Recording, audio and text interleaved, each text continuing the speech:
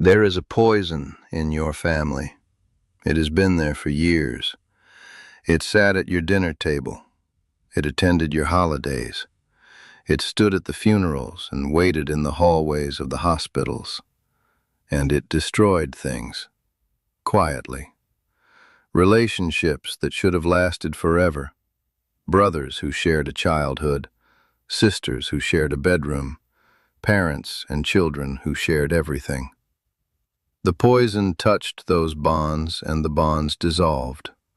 And the poison has a name, but nobody in your family will say the name. They will blame the arguments.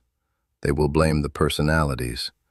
They will blame the spouses who married in, and the distance, and the years. But underneath every one of those explanations, if you dig honestly, you will find the same thing: money. Money destroyed more in your family than death did. Death took people and left the love intact. Money took the love and left the people standing there, alive, in the same town, refusing to speak to each other. Today I am going to break down why money ruins everything it touches. Not because money is evil. Money is paper. Paper is not evil. But what money does to the human heart, what it reveals and what it distorts and what it replaces, that is where the destruction lives. And once you understand the mechanism, you will see it everywhere. In your family, in your friendships, in your marriage, and most importantly, in yourself. My grandmother lived most of her life with almost no money, and she was the richest person I have ever known. I don't say that as a greeting card sentiment. I mean it as a literal description of her wealth. She had time, and nobody owned it but her. She had relationships, and none of them had a balance sheet. She had peace, and it did not depend on any number anywhere. And she watched, over her long life, as money moved into the lives of the people around her. And she watched what it did. She said, "Money is like a river flooding a valley. It looks like abundance. Everything is covered in water. Everything is provided for. But look closer. The things that lived in the valley are drowning. The things that grew there cannot grow under water. And when the flood recedes, and it always recedes, the valley is not what it was. The soil is stripped, the roots are rotted, and the people stand in the mud, asking what happened to the place they used to live. That is what money does when it floods a family. It covers everything, and it drowns what was growing there. The first thing money ruins is the reason people do things for each other. Before money enters, a family runs on love and obligation. Your brother helps you move because he is your brother. Your daughter drives you to the doctor because she is your daughter. Your neighbor watches your house because that is what neighbors do. The actions flow from the relationships, and because they flow from the relationships, every action strengthens the relationship. Every favor is a thread added to the weave. The family gets tighter with every exchange because the exchanges are made of love. Then money enters. Someone pays someone for something. Someone lends someone something. Someone inherits something someone else expected. And a terrible transformation begins. The actions stop flowing from love and start flowing from accounting. Now, when your brother helps you move, somewhere in the back of both your minds is the $500 he still owes you. Now, when your daughter drives you to the doctor, somewhere in the air between you is the question of the house and who gets it. The thread count stops growing. The weave stops tightening. Because every exchange now has two layers. The visible layer, which is the favor, and the invisible layer, which is the ledger. And the ledger poisons the favor. Every time.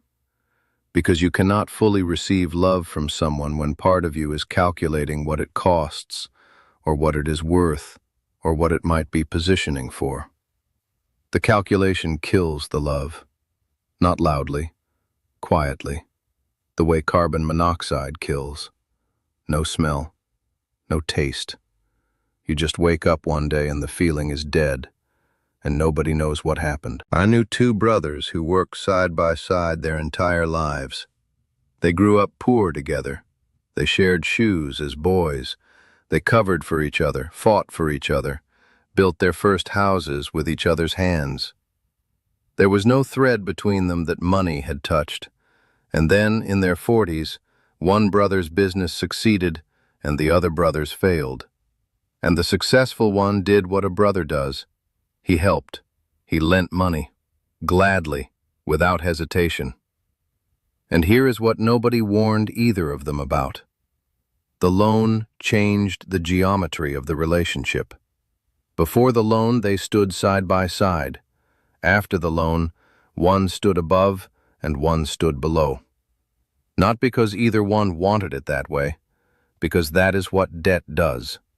It creates altitude. The lender rises, the borrower sinks. And two men who had been equals since childhood now met at different heights. The borrower started feeling small at family dinners. He heard criticism in innocent comments. He saw judgment in glances that held none. The debt sat inside him and translated everything his brother said into the language of the ledger. And the lender, for his part, started noticing things he had never noticed. The borrower bought a new television. The borrower took his family on a small vacation. And a voice in the lender's head, a voice he was ashamed of but could not silence, said, "He has money for that, but not for what he owes you." Neither brother was a bad man. Both brothers loved each other until the end, but the ease died. The shoulder-to-shoulder thing they had shared for 40 years died. They saw each other less, spoke more carefully, hugged shorter. And when the older one died, the debt was still unpaid, and the distance was still unbridged. And the surviving brother told me at the funeral that he would give every dollar he ever earned to go back and never have written that check. Not because the money mattered, because the money cost him his brother while his brother was still alive. The second thing money ruins is truth. Watch what happens to honesty when money is in the room. The son who needs the loan becomes agreeable, not because he agrees, because he needs. The daughter who expects the inheritance holds her tongue at dinner, not because she has nothing to say, because saying it might cost her. The brother who borrowed and cannot repay starts avoiding your calls, not because he stopped loving you, because every conversation now contains the debt, even when neither of you mentions it. Especially when neither of you mentions it. Money puts a filter on every mouth in the family. People stop saying what they think and start saying what protects their position. And a family where people speak strategically instead of honestly is not a family anymore. It is a negotiation. A long, slow, polite negotiation dressed in family clothing. Sunday dinners that are actually positioning. Holiday visits that are actually maintenance, kindness that is actually investment. And the worst part is that nobody can tell anymore which actions are love and which are strategy, including the people doing them. The son who visits his wealthy mother every week, ask him if he loves her, and he will say yes, and he will mean it. But ask him, honestly, whether he would visit every week if she had nothing, and watch his face. Watch the pause. That pause is where the poison lives. He doesn't know. She doesn't know. Nobody knows anymore what is real. Money made everyone's motives invisible, including their own. Before I share the next teaching, I need to tell you something. I am not going to be here forever, and most of what I know was never written anywhere. So I sat down and I wrote it, all of it. 20 teachings, 4 parts, in the order they were meant to be received. The ones about what wealth actually is and where to find it. The ones about protecting the things money cannot buy from the things it can destroy. The ones I have never said on camera. It is called The Native Way, and it costs less than one dinner you will not remember. Scan the code on your screen or look in the comments, but do not leave yet, because what I am about to say next about inheritance is the part every family needs to hear before it is too late. The third thing money ruins is the family after a death. I have watched this so many times that I can describe the sequence with my eyes closed. A parent dies, the family gathers, the grief is real, the love is real, the embraces at the funeral are real. And then, days later, sometimes hours later, the will is read. And something enters the room that was not there at the funeral. Arithmetic. Who got what? Who got more? Who got the house, and who got the money, and who got the ring that was promised to two different people over the years by a mother who did not remember promising it twice? And the arithmetic does something to the grief. It interrupts it. It redirects it. Because grief is unbearable and anger is easier, and the will gives everyone a place to redirect the unbearable into the easier. And the children of the dead parent, who should be holding each other through the worst season of their lives, are instead calculating, comparing, discovering that the parent's love, which they never measured while the parent was alive, has now been measured for them, in dollars, in property, in percentages. And the percentages do not feel like money. They feel like verdicts. He got more means she loved him more. She got the house means I was worth less. The inheritance becomes the parent's final statement of love, and everyone reads their portion like a grade. And the ones who feel they failed the grade do not blame the dead parent. The dead cannot be blamed comfortably. So they blame the siblings who scored higher. And the family, which survived every hardship of 50 years together, does not survive the arithmetic. I have seen brothers stop speaking for the rest of their lives over amounts that either one of them could have earned back in 2 years of work. It was never about the amount. It was about the verdict. Money became the measure of love, and no family survives its love being measured. I want to tell you about one family so you can see the sequence in real faces. A mother died at 86, 3 children. The mother had been fair, or believed she had been. The house to the daughter who had cared for her the last 6 years. The savings split between the 2 sons. It made sense to her. The daughter had given 6 years of her life. The house was gratitude. But the sons did not see gratitude. The sons saw that the house was worth more than the savings. And one son said, at the kitchen table, 3 days after the funeral, the words that ended the family.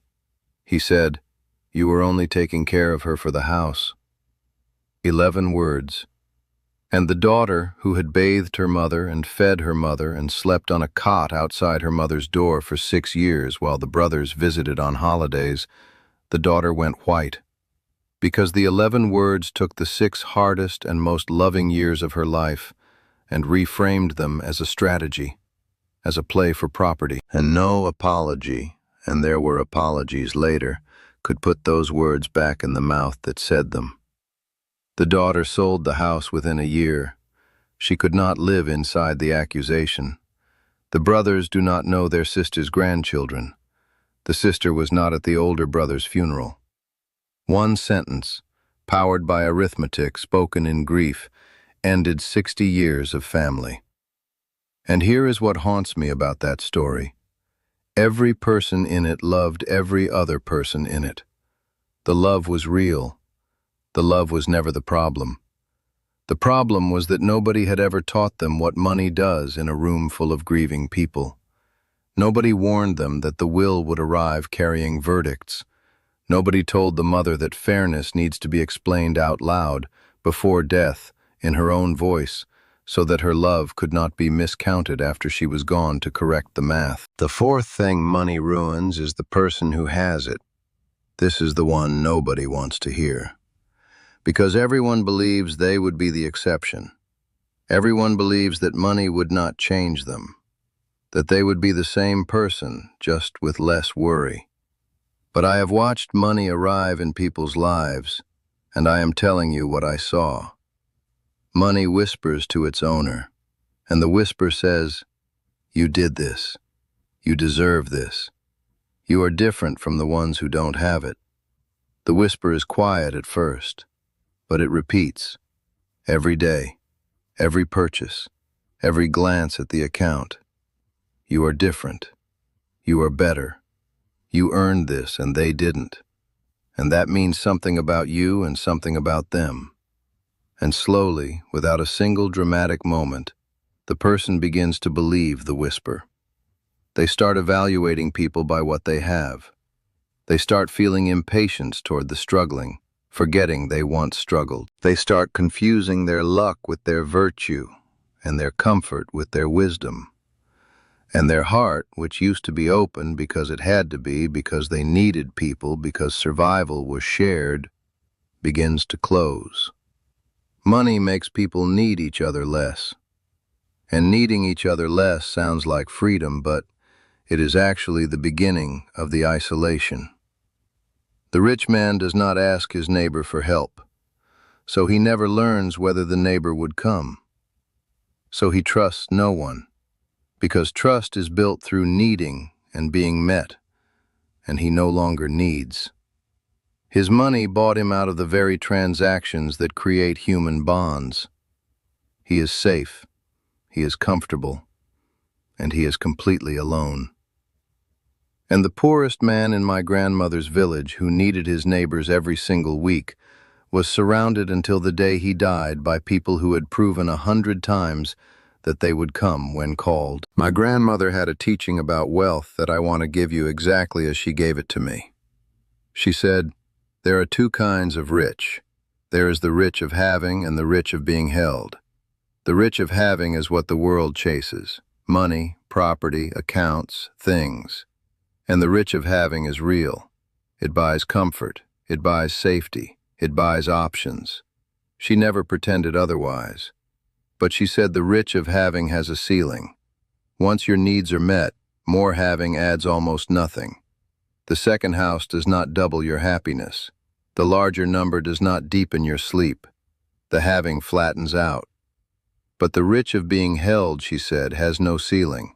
The rich of being held is this: when you are sick, how many people bring soup without being asked? When your spouse dies, how many people sit with you in the silence without checking their watch? When you fall, how many hands reach down before you even call out? That is the second wealth. And here is the teaching. The two riches compete.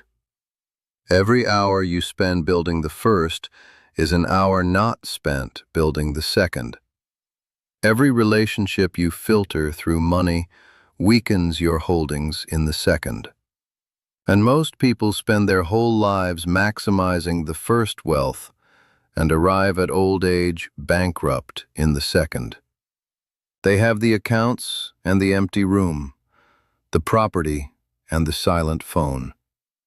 They won the game everyone told them to play and discovered, too late, that it was the wrong game.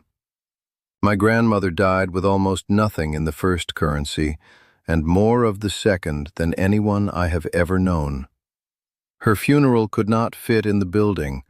People stood outside in the cold, in lines, to say goodbye to a woman who never had money to leave anyone, because she left something else. She left a lifetime of deposits in the only bank that pays out at the end. So what do? You cannot get rid of money. You need it. Your family needs it. It buys the medicine and pays for the roof, and I will never tell you it doesn't matter, because poverty has its own cruelties, and I have seen those too. The answer is not to have nothing. The answer is to see clearly, to know what money is and what it is not. Money is a tool. It is not a measure. The moment you catch yourself using it to measure love, measure worth, measure who matters, stop.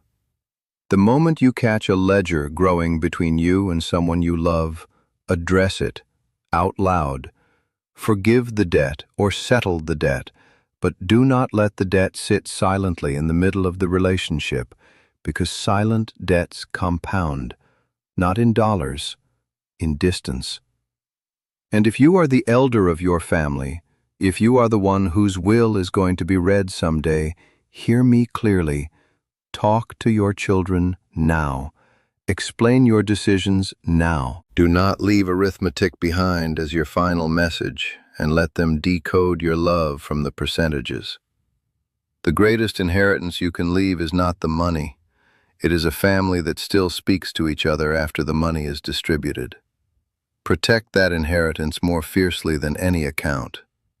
Because I have stood at the funerals, and I have watched the aftermath, and I am telling you, the families who survived rich and the families who shattered rich had the same amounts of money. The difference was never the amount. The difference was whether anyone taught them what money was before it arrived. Now you know. Teach it. If what you heard today stayed with you, the book is there. The Native Way, 20 teachings, 100 pages, written the way I would speak to you if we were sitting together. Scan the QR code on the screen with your phone or find the link in the comments. Read one chapter. Sit with it. Now I want to hear from you. Tell me in the comments, what did money cost your family? I read every comment. And if this is the kind of conversation you have been looking for, subscribe to this channel. We are not collecting viewers here. We are collecting people who remember. Come back next week. I am not done teaching yet.